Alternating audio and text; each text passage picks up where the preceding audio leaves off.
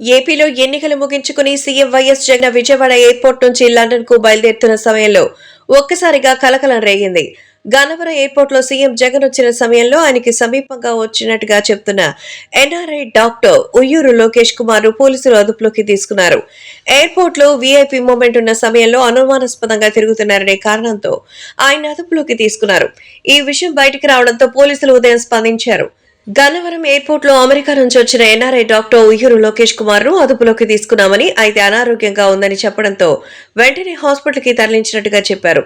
అయితే లోకేష్ ను అక్రమంగా అదుపులోకి తీసుకున్నారని, కిడ్నాప్ చేశారని, వేధించారని, చివరకు ఆయన అనారోగ్యం పాలవడంతో హాస్పిటల్లో చేర్చారనే ప్రచారం జరిగింది. ఈ నేపథ్యంలో ఇవాళ doctor Uyyuru Lokesh Kumar TDP office లో ప్రత్యక్షమయ్యారు.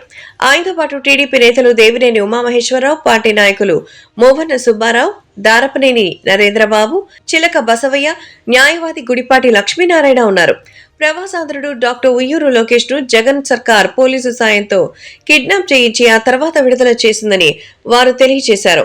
గన్నవరం ఎయిర్పోర్ట్ కు వచ్చిన తనపై పోలీసులు దాడి చేశారని ఉయ్యూరు లోకేష్ తెలిపారు.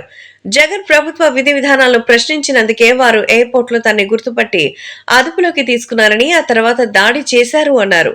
ఛాతీ నొప్పొస్తుందని చెప్పినా వినకుండా వేధించారన్నారు. అమెరికన్ పౌరుడైన తనపై పోలీసులు అధికారులు దౌర్జన్యంగా వ్యవహరించారన్నారు. దీనిపై ఎంబసీతో పాటు ఉన్నతాధికారులకు ఫిర్యాదు చేశామన్నారు.